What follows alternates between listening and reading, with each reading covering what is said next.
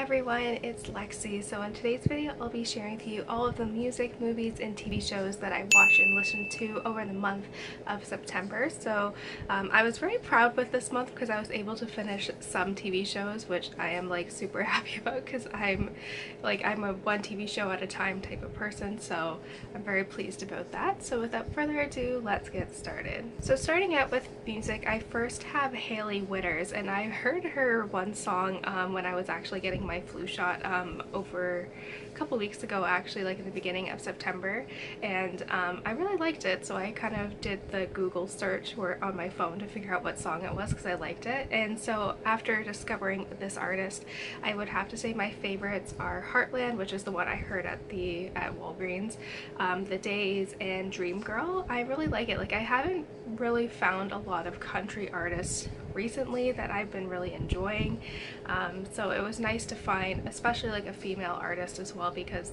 usually country music doesn't play them as much, so I was happy I was able to find this artist, and I like it. It's like a very good, like, Heartland I think is my favorite out of the three, but it's really fun. Like, it's just kind of upbeat, and it has a lot of good acoustic kind of Americana sounding guitars in here, which I think I really enjoy, and I really like the message in like Heartland and The Days and like Dream Girl. Like, there's good message behind her songs, which I think is very important. And lastly, I have Kelsea Ballerini's Ballerini album, which is basically an acoustic take on her album Kelsea that came out earlier this year. I didn't think it was necessary to have basically the entire album redone in a way that was, you know, considered more country, because there was a lot of criticism with her first album that it wasn't country enough, and like, I liked the songs on there. Like, there was like, I don't think this is my favorite. I still think Unapologetically is my favorite of her albums, but I liked the more kind of upbeat, kind of poppier songs, and I don't understand, like, I totally understand why they kind of like, why she's kind of leaning more pop now, because country radio doesn't play women, and so I didn't think it was really necessary to have a like country version of this album. So I like some of the songs that are like on the original one, how they're done there, but I will say like my favorites on this album, the acoustic version, are Love Me Like a Girl and Needy. They're the ones that sound like the most similar to the like Kelsea versions, but yeah, it's like if I want to like listen to the album but I want a more like relaxed version of it, like that's the one. But was it very necessary to have that? I don't really think so, but you know, it was nice to get, you know, two Kelsea Ballerini albums, even though they're the same songs, in, you know, a few months, so I'm not complaining. So moving on to TV shows, I ended up finishing season 3 of Tangled, the series, and I watched this when it first came out, I want to say in like 2018, and it was just one, like, I never like watched it in real time. I just kind of streamed it. Originally, I think it was like Disney Now originally was what I would watch it on, and then I kind of forgot about it because there's a big gap between seasons, and then the newest season was on Disney Plus, so I watched the third one, and it's actually very good. Even though I'm nearly 26 years old, like, I still enjoy like my Disney, you know, movies or TV shows, and I think this one is very well done. It has a very good kind of overarching narrative that you can tell they put a lot of effort into the writing and storytelling of the kind of series overall. Definitely, I think, sorry, I almost dropped my notebook. Definitely, I think this is one I would have to go back and rewatch, because there was such a big gap between me watching like season 1, season 2, and the gap between season 2 and season 3. Like, when I was watching it, I forgot a lot of like the side things, and so I'm like, oh, maybe in like a couple years, like from now, I can rewatch it like all in like continuously, so it would be a little bit more cohesive in my mind. But I like it. I think it deals with a lot of important themes, especially for younger audiences, like having non-toxic masculinity, femininity, like betrayal, friendship, love, you know, bravery. I think it does it does raise a lot of good important themes.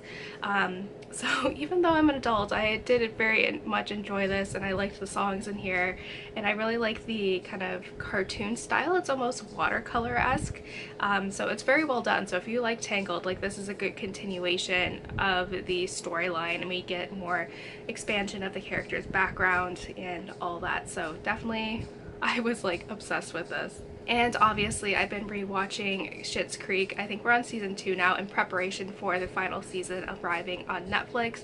And this is just a Canadian, you know, Canadian gem, and I'm very happy for all the awards that they won, especially being Canadian. Like, the show is filmed like 10 minutes from my hometown, so that is really neat. And just because like the new season was coming out, like I don't think we had the channel that it was on, like that it premieres in the States. I was waiting for it to come out. I think it comes out in October on Netflix, the last final season. So I was like, you know what? There's only like 12 or so episodes per season, and I could definitely, you know, be caught up, like have a good review, and then start season 6. So that's what we're kind of doing right now. And my sister hasn't watched it yet either. So it's kind of funny knowing where it's filmed and just like the reference of the town in my mind, like that, like it gives us like a different perspective because we like that's like where we're from. So very interesting. This show deserves all of the praise and awards that it's gotten. It's just, I love it. Alrighty, so moving on to movies, we first ended up watching the Princess Diaries, and I watched this with my sister and my parents.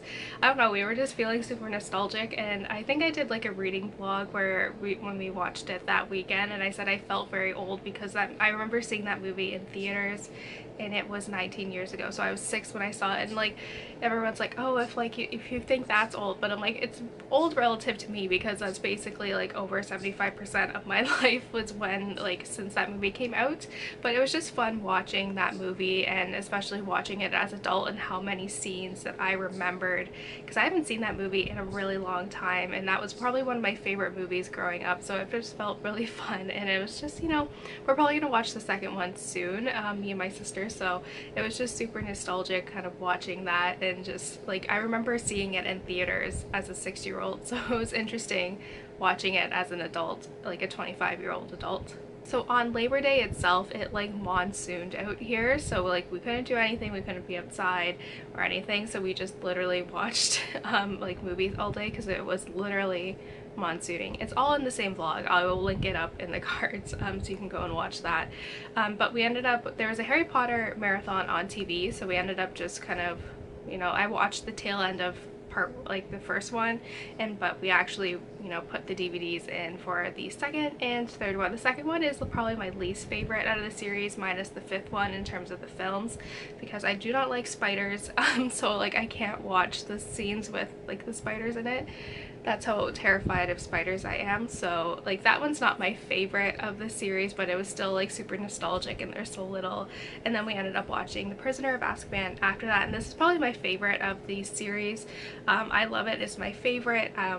It's just like, I don't know, like this is definitely the turning point in the series where it becomes like, you know, it kind of changes from like, you know, a happy-go-lucky kid's story to something more dark and complex. So it was, you know, fun just watching that, and just like in terms of the atmosphere where it's like pitch dark outside at like 12 in the afternoon and it's monsooning out, like it was just like the perfect atmosphere to just sit back and get cozy on the couch and watch Harry Potter. So then I ended up watching Crazy Rich Asians, and I watched this over the course of several days, just kind of as a pre-bed, you know, bedtime type of activity. And this is a movie that I watched on the plane back from Barcelona, and I really liked it. Like I got the book actually in another we went to a bookstore, so I'll link that up below, but I got the book and I really loved the storyline. I'm curious to see if they're going to make more in this series. I'm sure, or in the trilogy. I'm sure like COVID's kind of pushed everything back in terms of that, but nevertheless I really like it. I think it's really cute.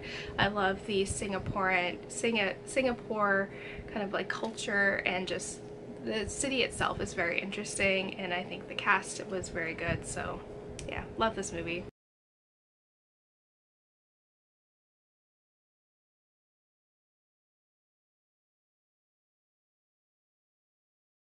And lastly, we ended up watching Room, and me and my sister were talking about Brie Larson, and I was like, oh, like she was in Room, and I know she won an Academy Award for it, and like this is something, like my mom and sister are both social workers, so they were like totally into this, and like it's a very intense film, and it's based off of the book, which I also picked up at that bookstore haul.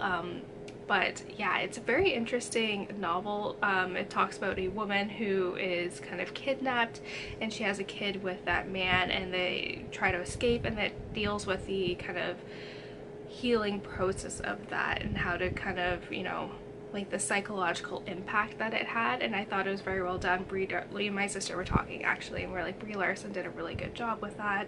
It was very heartbreaking to see, and like, if, as my mom and sister like are social workers, they did have some critique on the lack of social workers in this, but nevertheless, I still really enjoyed the film. Like, it was super suspenseful, and just like, I think they did a really good job with it. I'm gonna be reading the book in October, so I'm curious to see how it, you know, what they changed, but overall this was a very, very good film. So that's it, guys. I hope you guys enjoyed this video. Let me know in the comments below what are some of the things you watched and listened to this month and all of that fun stuff. So yeah, thank you guys so much for watching. Don't forget to give this video a thumbs up, and I will see you guys next time.